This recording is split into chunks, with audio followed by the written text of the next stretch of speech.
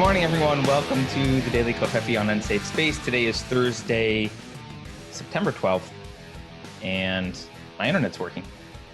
I'm Carter, and I'm joined, as always, by the bad mamma jamma, Keri Smith, whose internet is always working, but sometimes her computer fails.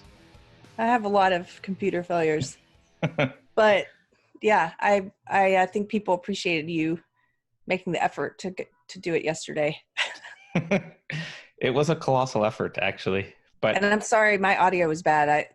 I think it's because QuickTime recorded your computer mic instead of your real mic. Yeah, I think so. Next time we know. Plus, the people trimming trees outside didn't help. Which one is that there, Keri? This is Teddy. Do you remember Teddy? I vaguely do. Isn't Teddy blind or something? No, that's Jack. Oh. Teddy wears a diaper, though, because Teddy likes to I knew there was something wrong with him because all of your dogs are special needs dogs. This is kind of true. I don't know what that says about you, but it says something. Well, so today I want to talk about, everybody's talking about this Hasbro game. There've been a couple of Hasbro things in the news recently, and I find it really interesting. So I was hoping we could talk about that. Yeah, I mean, there was so you and I before the show, we spent some time trying to figure out the ones that we've seen in the Twitterverse recently, or that I've seen is you and I both saw the Millennial Monopoly for Millennials, and we saw Monopoly Socialism Edition. And more recently, we've just seen this Miss Monopoly, which a couple of people have let us know about. For the Socialism one and the Millennial one, they appear to be legitimate because they're using the Hasbro brand, but they're not on Hasbro's website. There's no news, like press release from Hasbro. My suspicion is that Hasbro is licensing Monopoly to people and letting them make their Monopoly versions for a fee, but they're not like on Hasbro's site. I don't know. But if, like you pointed out, Keri, if you go to Amazon, you can buy Monopoly Socialism, and it links to the seller is Monopoly, and that's where all the other Monopoly games are. Right. So I want to share something. So first, there's the Millennial one, right? And this causes a stir. I'm sharing. Look at these headlines. Hasbro's Monopoly for Millennials cashes in on millennial something. But this is from Vox, which is it's insulting. Yeah, so it's insulting. So that one is saying it's negative, right? That it's not funny. They have to be funny. And then the second one, Hasbro's that's because the left has no sense of humor, but that's separate. That's true. So then the second one is Hasbro's new Monopoly for Millennials game is an insulting The next one, Hasbro's Monopoly for Millennials upsets a generation. So all of these, mocks young people, insulting. Every single one of these. Oh my gosh.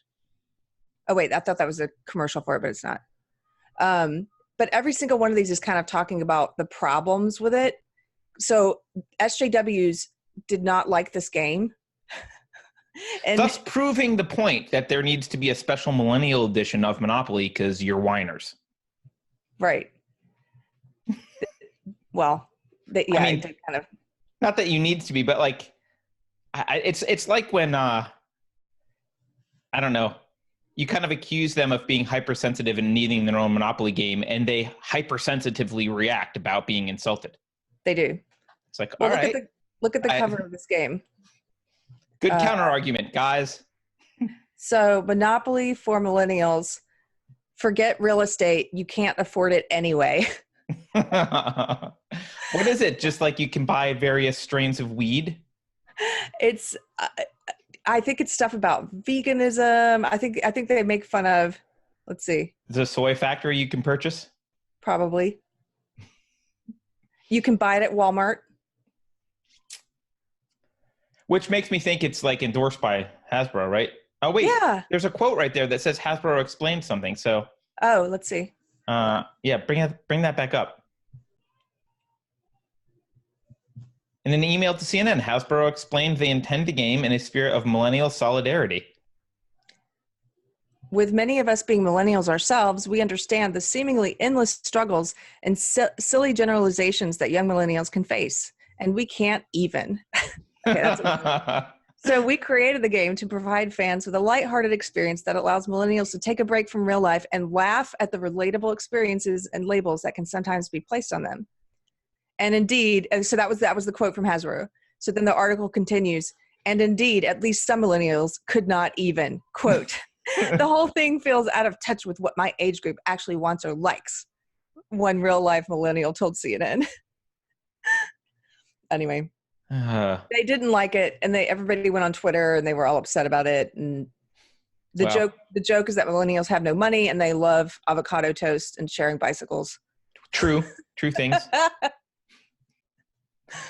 So there was that one, and that's interesting to me because it's like, as you and I know, we did a whole episode on woke ads. Like a lot of these corporations are going where culture is going. Culture is going towards SJW ideology, and so there's all these companies now who are virtue signaling in their commercials. So they're not telling you anything about their deodorant or their razors. It's all about how women need equal pay, which we have, and how racism is bad, which, yeah, it is. And it's like, but tell me about your product. Like, so this was interesting to me because this is a company doing the opposite. It seemed like, it's like, this is a company that's kind of having a little bit of fun and making fun of some sacred cows. Right? It seems like it to me. It seems like they have a sense of humor, because then there's the Monopoly Socialism one, which I can see here on Amazon. You can buy. It's expensive, but presumably that's a supply and demand problem. But it's, I mean, I guess I can show it. Show that one and let's read something about it, because that one really made them upset. Yeah, Hasbro Monopoly Socialism board game. It says board game parody, but Hasbro's logo with their registered trademark symbol is on the package. So, and this Monopoly mark here is clearly copyrighted. It's clearly a trademark. So this is not just a knockoff unrelated to Hasbro. They would get their butt sued. So Hasbro approved of this. And I don't really know how Monopoly Socialism works. But the title here says, the subtitle, it says, winning is for capitalists. Which, it's pretty funny. I imagine the reviews on this. Here's a description of it. So players move around the board contributing to community projects unless they can steal projects to get ahead. Contribute to the community fund unless you choose to deplete it. Consider the best interest of the group unless you want to forget that and just do what you need to do. So in the Monopoly Socialism game, players move around the board working together to make a better community by managing and contributing to projects such as a no-tip vegan restaurant, an all-winners school, or a museum of co-creation. But they have a community fund, and there's all this funny stuff. Like, if according to CNN says that players who pass Go are given a $50 living wage instead of the standard $200. Good. I mean, it's kind of funny, and but then this Miss Monopoly thing is different. Okay, so yeah, so there's the socialism one, which is, again, much like the millennial one, taking it even further and making fun of some sacred cows. And that would really upset some of the elite media, blue checkmark journalists on Twitter. But then they come out with this Ms. one. And so I find it fascinating because the Ms. one seems to be, on the surface, kind of a woke game, right? Do you have a picture of it? This one, we know not only is it like Hasbro branded, but Hasbro actually has a press release about it and an ad about it. So we're 100% certain that Hasbro's like A-OK behind this one. And the commercial's kind of sweet.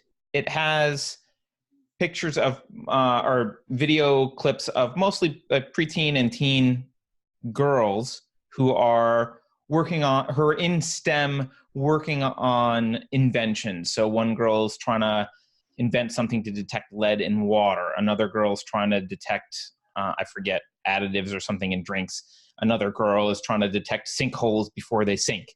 So there's this, the beginning of the ad is this, and then in the ad they show, they give them this Monopoly thing, and there's a letter from Hasbro saying here, we're giving you one of the first editions of Miss Monopoly, and it's to support you. We support what you're doing. We support your work. And normally Monopoly comes with $20,000 of Monopoly money, and part of the fun is pretending it was real.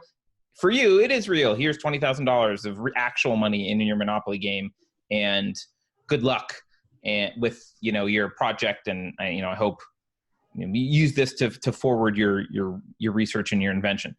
And there's no talk in the commercial. There's no real talk about the wage gap.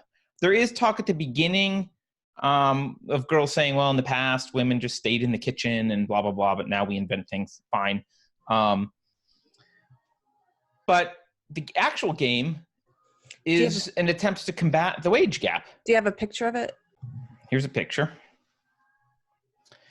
This is the first, it says, the first game where women make more than men, which if I were a female, I'd be a little bit insulted by, because my daughters beat me at, and my wife have beat me at Monopoly before.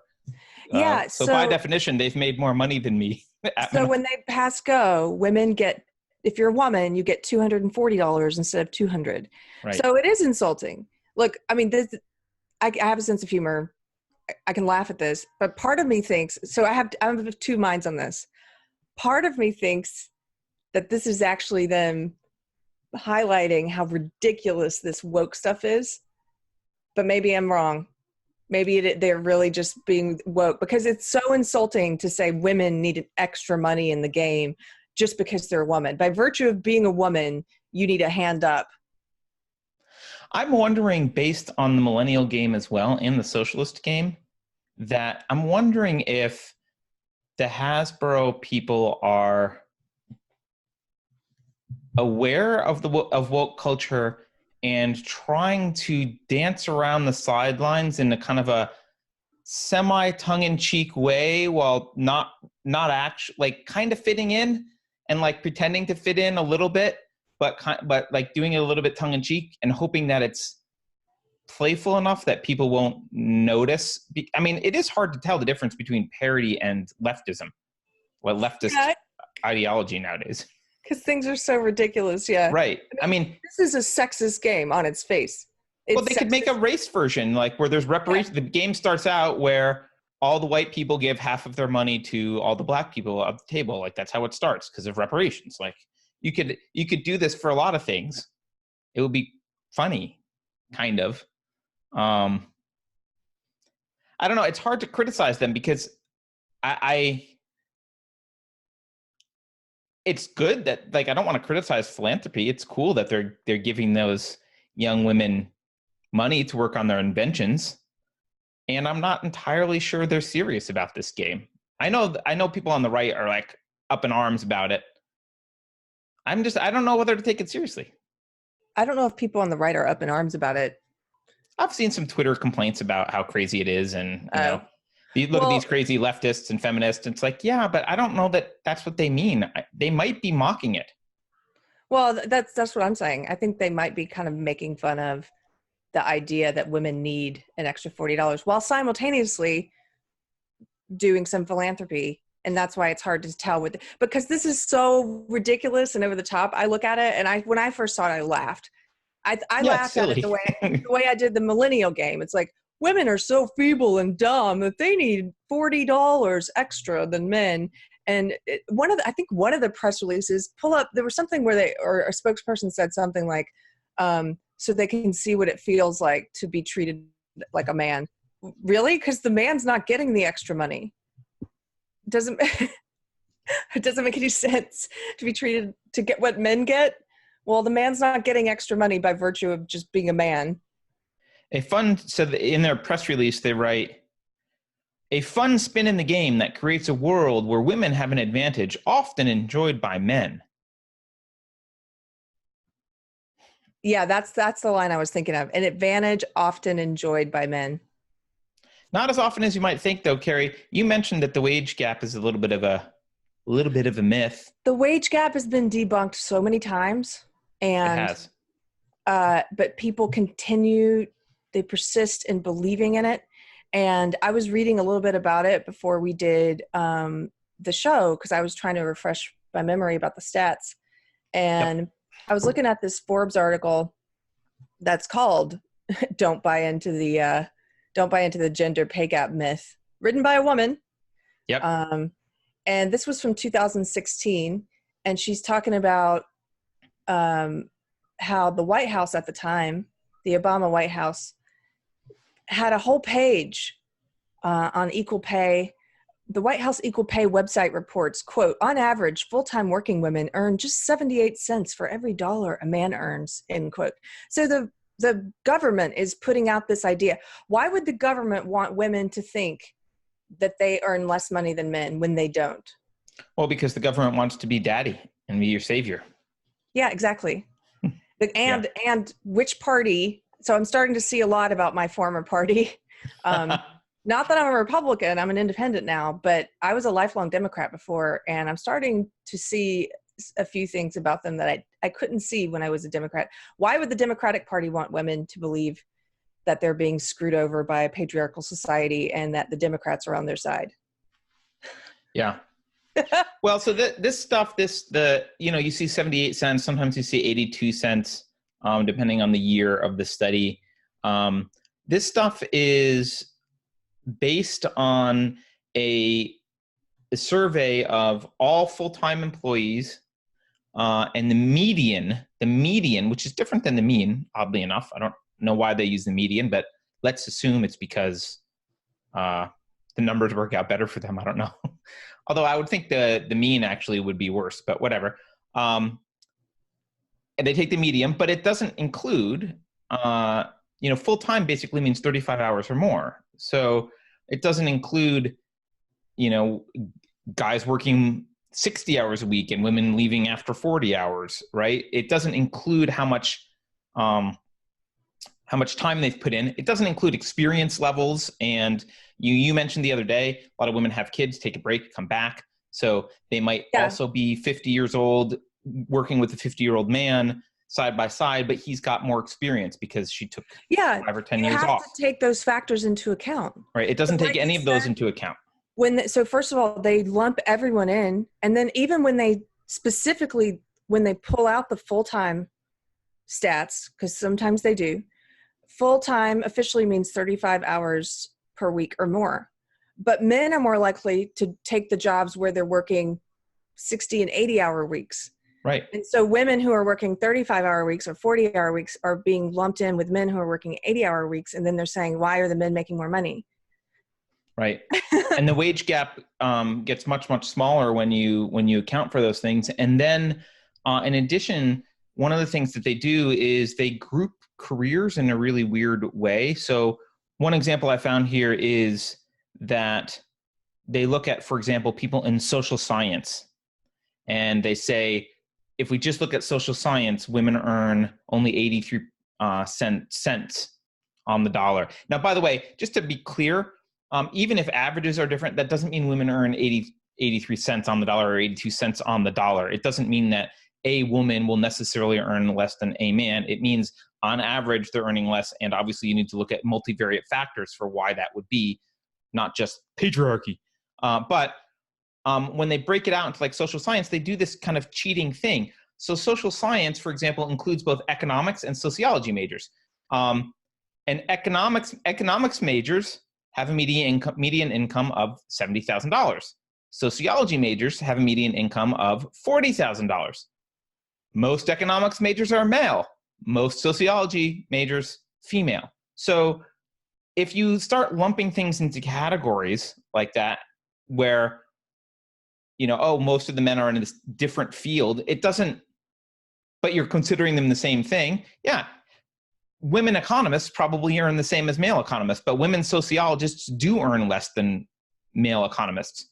And male sociologists earn less than women economists because economics is a more useful major, or at least it's more in demand in the market. Yeah. So it's a total myth. And whenever, The other, I also want to talk about something, Keri, that's But it keeps people feeling like, it keeps women. What I don't like about it is it's such a lie, and I feel like the people who push this lie, they have to know it's a lie. Now everyone who believes it doesn't have to know that it's a lie, because it's a convincing narrative, and it's pushed by the media and politicians. It was pushed on it was on the White House website. But see, I feel like I'm starting to think those politicians and the people putting it on the White House website know what they're saying is a lie, and they know they're manipulating statistics to try and convince people of something that's not true. And that makes me upset. Yeah, it should. It should. And also, we've talked about this before. This is something that the left loves to do, right? Keep in mind, their goal is just authoritarianism. So they come up with some outcome they don't like. And in probably the most unscientific thing you could do is to just slap on a politically convenient univariate solution and say, it's because of blah, blah, blah. The cause is this one reason, which happens to nicely fit my political narrative. The end. No more research. When in fact, humans are very complex. Almost none of this stuff has a single cause. And I'm going to bring up something that probably will piss people off, but maybe it'll piss you off, but I doubt it because it's fact. Here's the IQ distributions for males and females. Why is this? I don't know. Don't shoot me. I'm the messenger. This is how biology formed. This is how we formed. How dare you, Carter? I know. I'm kidding. So let's look at now. I don't know if these numbers are exactly accurate. This might be an exaggerated curve, but it doesn't matter because it's here to make a point. So the orange line is the distribution of female IQs. And if you'll see, it's a bell curve. Based on this, their IQ bracket, this would be centered at 4.5. And it's it's a tall and narrow bell curve. So what that means is that most of the women are grouped between 3 and 6, a very large percentage, and very small amounts are below the IQ bracket of 3 and above the IQ bracket of 6. So on average, here you can see a lot of women in the middle. But if you look at the man curve, the curve for males, also centered at 4.5. Now, I'm not sure their actual averages are the same in real life. I think there might be a slight difference, but that's irrelevant for this discussion. Also average at 4.5. But the men's bell curve is flatter and wider. Yes, just to be clear, the female one is the red one and the male one is the blue one. Yes, the female one is this orange one here, orange. And the male one is this blue one. And so what does that mean practically? Well, what you would expect from this if you weren't an ideologue, you would look at this and you can change these labels. You can know like category X and category Y of people. You don't have to say male and female. You just look at these two graphs and you say, well, the people in the orange graph are probably less likely to be in super high-powered leadership positions and also less likely to be destitute. They're more likely to be in the middle if IQ is correlated to success, which it is. So, and you would look at this and you say, well, the people in the blue, they're more likely to have some outliers, because if you'll notice, what this means, there's more people under the blue curve out at the extreme end. Right. There's more outliers on the blue but end. There's also more outliers at the extreme low end. And it just so happens that fits with exactly what we see. Something like 71% of homeless people are men. Why? Probably related. I'm not saying it's a univariate cause, but one of the causes is probably this low end of the bell curve. There are more really stupid men than there are really stupid women. Biologically, that's just how IQ works. But there are also more brilliant really intelligent men. Allow me to say this. I'm kidding. Since you're talking about men and women, I'm joking. Yeah. Go ahead. No, I'm just saying that there's more. There's also more brilliant men. Yes, and that's what you would expect from these distributions. It's not sexist to point that out, and it doesn't mean, going back to this curve, it doesn't mean that if you're a woman, you can't be way out here at 8. It just means the odds are smaller. That's all it And not means. odds. It just means there's fewer women who are out there. It doesn't mean that I don't even think of that as odd. I mean, I guess it's odds, but The probability that you'll have the skill set and intellect to get the Nobel Prize in physics, for example, which is something that feminists complain about, right? They complain about a lot of the STEM Nobel Prizes because they're by far they are awarded to men. Well, the answer to that is probably multivariate. It may involve a lot of things, but one of the things it likely involves is the outliers at the high end more likely to be male. That's just how the IQ distributions work. well, and we've talked about this before, but the women who are outliers at the high end, there's the statistic about women who tend to be highly gifted, are highly gifted in more than one area. So they have more options than the men who Yes. So women who are very highly gifted and talented in math and science are usually also gifted in, you know, verbal skills, which I'm fumbling. It was funny. I'm fumbling on, but they're more articulate. They have skills in other areas. They have good people skills. It's not just math and science. And so men typically on average, men who are the outliers and very gifted in math and science are not as gifted in other areas. And so I think that's a huge reason why I'm always shocked that people don't talk about that more often when they talk about the distribution of women in STEM careers. It's like, well, if a woman who's really great at science and math also is great in these other ways and decides to go, there are more women who end up working in the biological sciences, for example, I'm pretty sure.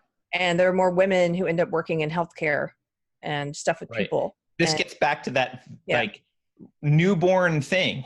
Women, like newborn baby girls stare at faces more and newborn baby boys stare at things more. Like there's personality differences that come to play in terms of career choice. And it doesn't mean all men, it doesn't mean all women, but Jordan Peterson talks about this in terms of negotiating power. So one reason that women may be paid less sometimes might be they tend to score higher on agreeableness, I believe, and they tend to be not as good negotiators on average. They're not as aggressive and forceful negotiators. And well, in the free market, you often get what you can negotiate. And if you're not going to negotiate, well, a woman who's not negotiating is going to do just as poorly as a man who's not negotiating well. But a woman who negotiates strongly will do just as well as a man who negotiates strongly. It's just that women on average have different personality. They make different choices, and they often don't negotiate as hard. In fact, this reminds me actually, Keri, did you see that? You might have sent me this Jordan Peterson clip, although someone else might have, where he talked about the law firm that he had been consulting with and how there are people complaining generally that if companies would just organize themselves around a more female-centric collaborative method rather than a male-centric hierarchy. Were you the one who sent me that clip or no? I don't think so. It's fascinating. He talks about, and he's right. He talks about he coached a lot of women, and I guess he worked for some law firms, helping women negotiate and do that kind of thing, helping close the pay gap essentially. And he was commenting that a lot of women, once they, superstars, kicked ass through college, came out, worked their ass off, made partner by 30, but then stopped and realized like, oh, all there is more work after this. Like, this is all these guys do is work. This is what my life is going to be. I don't want that. I'm going to leave and go start a family, because she probably married a very high status male who's also making a bunch of money. So money isn't really the driving factor, and she can go home and have kids, and that's what she'd rather do. And he was talking about law firms having a problem keeping really, really good, talented women, because they get to a certain point and they're like, yeah, screw this. I'm going to have kids. And then what SJWs want us to do is to promote and give breaks to and push women into those jobs, just so they can say we have 50-50 representation, women who aren't qualified to be there. Right. Right. And the other thing he was pointing out that the social justice left does is they say, well, when he brings up this, you have to negotiate in order to get your salary, you get your raise, you have to be a better negotiator. When he points that out, and he points out what I just said, where there's kind of a workaholic cutthroat thing, he points out that they say, well, we just need to have more collaborative. This is because it's a male-centric patriarchal structure, and that's the problem. And if you could have companies organized differently. And he points out how ridiculous that is, at least in the free market, because the example he gives is when your client calls at 3 a.m. and you're one of these lawyers, well, you either your client wants you to do it now.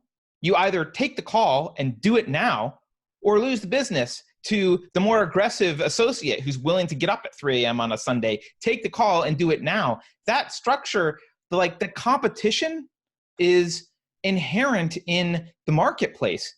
In the marketplace, people will find the best for the least amount of money. And that's what creates this dynamic. It's not the patriarchy. It's the free market. It's voluntary exchange between people saying, well, I want the cheapest for the best. I want the best for as cheap as I can get. And that creates this competitive environment. Yes, males are also more competitive, but that's probably why they thrive in this environment. Yeah. I don't like those type of environments. I mean, Sure, it's anecdotal. As a woman, I don't like competing with my coworkers over stuff. But a lot of guys love it. I mean, a sales organization, for example, sales guys, the sales guy community never resonated with me as an engineer. I always, was focused on making the thing, not selling the thing. But look at the community of salespeople, regardless of gender, it's pretty competitive generally. It's they compete over who gets who closes the contract first, who gets the bigger bonus, who sells more XYZ. It's incredibly competitive. That's the nature of the job. That's not the patriarchy. It's the patriarchy, Carter. Okay. Well, we can solve the issue Monopoly, there's a homelessness gap, Keri. Yeah. And we could solve it if only more women were encouraged to be homeless. Be homeless, yes. So, Keri, is the next thing that we're going to see is girls growing up with Miss Monopoly, where they get $240 for pass and go every time. And then they're going to get out in the real world and only get $200 for pass and go. No, that's not true. Metaphorically. No. Oh, they won't? No, we're remaking society. I mean, you and I have done videos on this. They're lowering standards for girls to get into engineering schools. But that won't ultimately work for them. Well, it's going to work for a little while because these people are having their way with remaking society to fit their messed up idea of utopia and equality. And it's not equal. And so for a little while, yeah, some of these women are going to get jobs that they don't deserve, and they're going to get to schools where the standards have been lowered for them, and they're going to be coddled, like mollycoddled. And they're going to feel awfully oppressed though when it falls apart. Oh, yes. Because it's unsustainable. Yeah. Just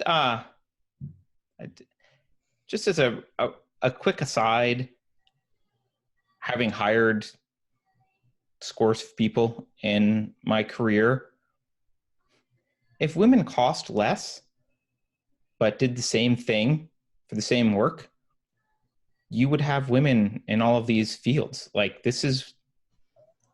you buy the cheapest labor that you can that does the job as well as you can. Like, you hire the best people. I mean, rule one is you hire the best people you can for the price you can afford.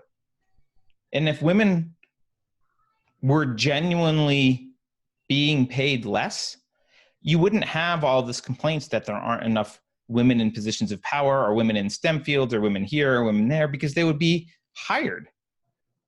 Like, yes, there are misogynist people, and there are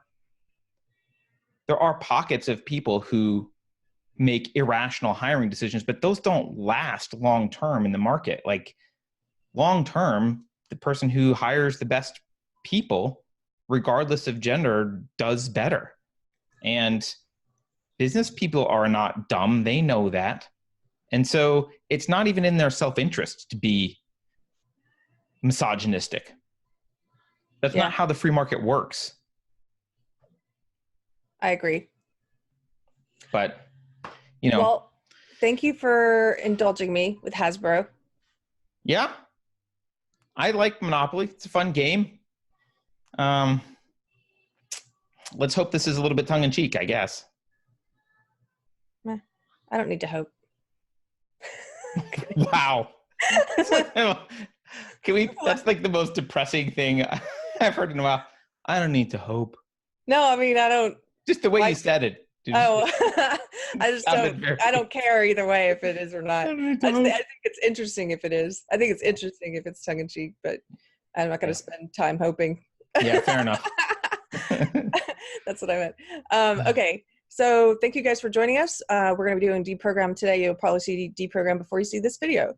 And we are doing a live video book club chat on Sunday, September 15th. So if you'd like to join and you haven't already, please send us an email at speak@unsafespace.com and let us know you want to be part of it. We're going to be discussing George Orwell's 1984.